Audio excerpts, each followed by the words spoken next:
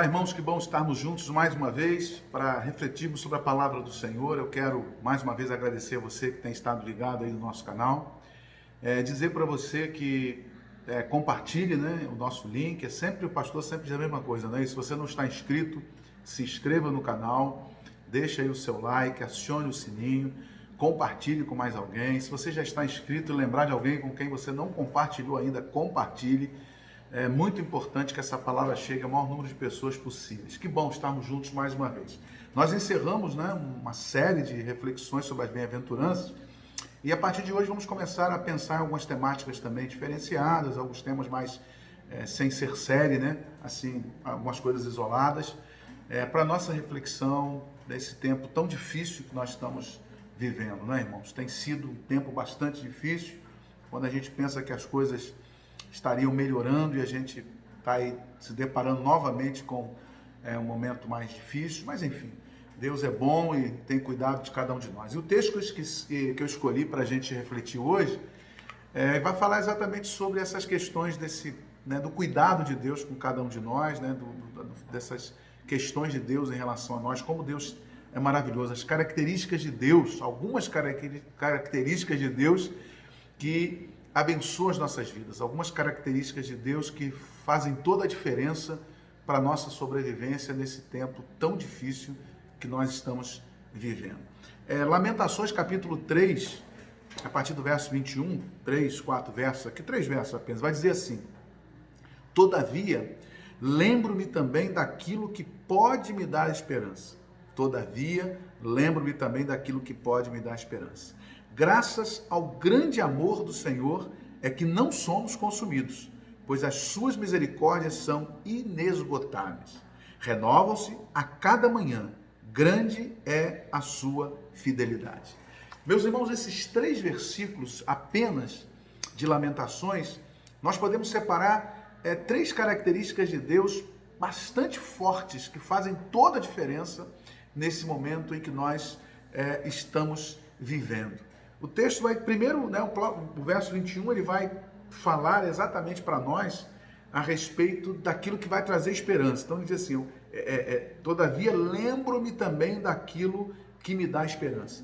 É preciso que nesse tempo de desesperança, né, é preciso que nesse tempo de incertezas, nesse tempo de angústias, nesse tempo de luta em que nós estamos enfrentando, é preciso que a gente busque na memória da gente, no coração da gente, realmente aquilo que pode nos trazer esperança em relação ao que Deus é para cada um de nós, ao que Deus tem sido para cada um de nós, aquilo que o próprio Deus prometeu que seria para cada um de nós. E o texto é bastante interessante porque ele apresenta aqui 3 características de Deus bastante fortes em relação a isso, para esse momento em que nós estamos vivendo. Ele vai dizer assim: graças ao grande amor do Senhor é que não somos consumidos. Então, o amor de Deus é a primeira dessas características de Deus. E aí, já para os irmãos pensarem aí, né, nós vamos falar dessas grandes características de Deus, que seriam o amor, a misericórdia e a fidelidade. Então, o texto diz assim: graças ao grande amor do Senhor é que não somos consumidos. Irmãos, vivemos um tempo de medo de sermos consumidos por tudo isso que tem nos cercado, que tem feito muito mal para cada um de nós. Mas a palavra de Deus diz que nós não somos consumidos graças ao grande amor de Deus. Interessante, quando a Bíblia fala de Deus e de amor em relação a Deus, a Bíblia não diz simplesmente que Deus tem amor, né? Que Deus ele exerce esse amor, que Deus tem um amor para exercer sobre nós. Não, a Bíblia é muito clara, a Bíblia declara que Deus é amor. Né? A Bíblia diz isso, Deus é amor. Qual a diferença, né, de pensar em Deus ter amor por cada um de nós e a diferença de Deus ser amor? Quando a Bíblia diz que Deus é amor, a Bíblia está falando de essência. A essência de Deus é amor. E como tanto é amor a essência de Deus, que ele é tão grande, esse amor, é um amor tão imensurável, que esse amor levou ele, inclusive, a permitir, a doar, né, o seu próprio filho para morrer pelos nossos pecados. Olha que amor! A Bíblia não diz isso, né? Exatamente isso, porque Deus amou o mundo de tal maneira, por isso ele deu o seu filho esse amor tal de Deus é porque a essência de Deus é amor. Então eu queria que você entendesse isso nessa noite. O amor de Deus está sobre mim e sobre você, não simplesmente como um ato isolado de Deus de querer amar, decidir amar, mas Deus é amor. A essência de Deus é amor. E é o amor dele que tem nos feito, irmãos, sobreviver nesse tempo. Como é bom nos sentirmos amados, porque quando nos sentimos amados por Deus, nós somos abraçados por Deus. Num tempo em que não podemos ser abraçados por ninguém, somos abraçados por Deus. Num tempo em que talvez não podemos estar deitados no colo das pessoas, Deus tem sido o nosso colo, porque Ele é amor. Mas não só amor, mas o texto vai dizer que graças ao grande amor do Senhor que não somos consumidos, pois as suas misericórdias são inesgotáveis. Ou seja, elas duram para sempre, são eternas. As misericórdias de Deus não têm fim. Irmãos, é tão bom olhar para isso e pensar nesse Deus. E a misericórdia, né, a gente já aprendeu aqui que essa palavra é uma palavra, né, que a etimologia dela, lá, a composição dela, né, são duas palavras. Misere, né, a palavra misere, que significa compaixão. Cordes é coração. Então, misericórdias, não é verdade? Seria compaixão do coração. Então, traduzindo isso aí, misericórdia significa ter compaixão do coração. E esse ter compaixão do coração, misericórdia, ela significa exatamente que você sente, é a capacidade que você, quando você tem misericórdia por alguém, é a capacidade que você tem de sentir a dor daquela pessoa, de sentir o que ela está sentindo. Isso tem a ver com empatia, até mesmo, né, em relação aos nossos dias. Mas quando se trata de Deus, o texto está dizendo que Deus sente o que a gente sente. Misericórdia de Deus significa que Deus sente o que a gente sente, Ele está conosco.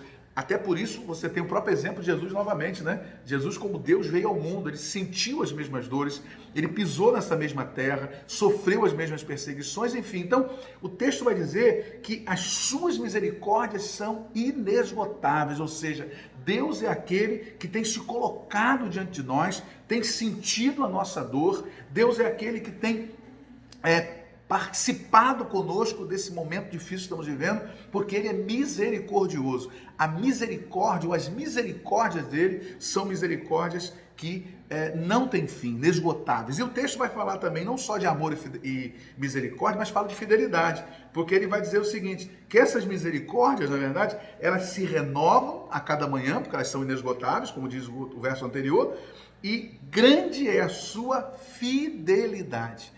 E agora a Bíblia vai falar de fidelidade de Deus. E quando eu digo fidelidade de Deus, eu sempre já ensinei para os irmãos que quando a gente diz que Deus é fiel a nós, e tem até um hino lindo, né, do hinário para o culto cristão, né, que fala sobre isso, né, fiel, tu és fiel, Senhor, fiel a mim. Eu não estou aqui criticando o autor, porque na licença poética, né, o autor está correto em falar isso, não é uma crítica à letra, não, a letra está lindo, o hino é lindo e a letra está linda. Mas, na verdade, esse fato de Deus ser fiel a nós, na verdade, Ele não é fiel simplesmente a mim, ou seja, não é fiel à minha vontade, não é fiel aos meus desejos, na verdade, Deus ele é fiel ao que prometeu a mim. Todas as vezes que a Bíblia fala da fidelidade de Deus em relação ao homem, a Bíblia está falando que Ele é fiel ao que prometeu.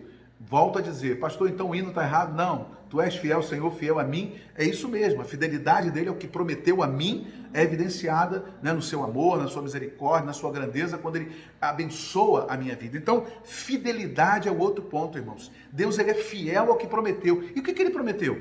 Ele prometeu bênção, ele prometeu proteção, ele prometeu que vai nos guiar, ele prometeu que vai abençoar a nossa casa, que vai abençoar a nossa família. Ele tem prometido para cada um de nós, né, irmãos, que vai nos dar o fim que esperamos, não é isso que o texto vai dizer, que a gente já tanto pensamos nele aqui, não é verdade? Eu sei os pensamentos que tem a respeito de vós, pensamentos de paz e não de mal, para vos dar o fim que esperais. Isso é fidelidade, irmãos. Então nós estamos diante de um Deus tremendo, um Deus maravilhoso. E aí o texto que nós acabamos de ler agora fala que esse Deus ele tem amor, misericórdia e fidelidade em relação a nós. E são exatamente, irmãos, essas três características de Deus que fazem toda a diferença na nossa vida nesse tempo. Então eu quero que você entenda isso, que você acalme o seu coração, que você tenha paz nesse tempo de dificuldade, sabendo que Deus é aquele que tem cumprido cada uma das suas promessas, sabendo que Deus é aquele que com seu grande amor, por ser amor, a essência de Deus é amor e tem nos amado, nos acolhido, nos abraçado, tem cuidado de nós. Que a sua misericórdia, na verdade, ele sente essa compaixão que ele tem por nós, ele sente o que sentimos através da sua misericórdia ou das suas misericórdias que são inesgotáveis.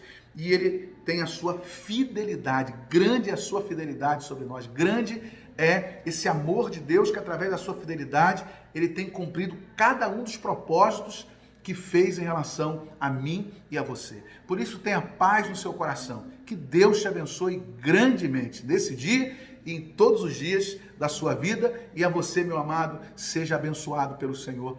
Deus grandemente te abençoe. Amém?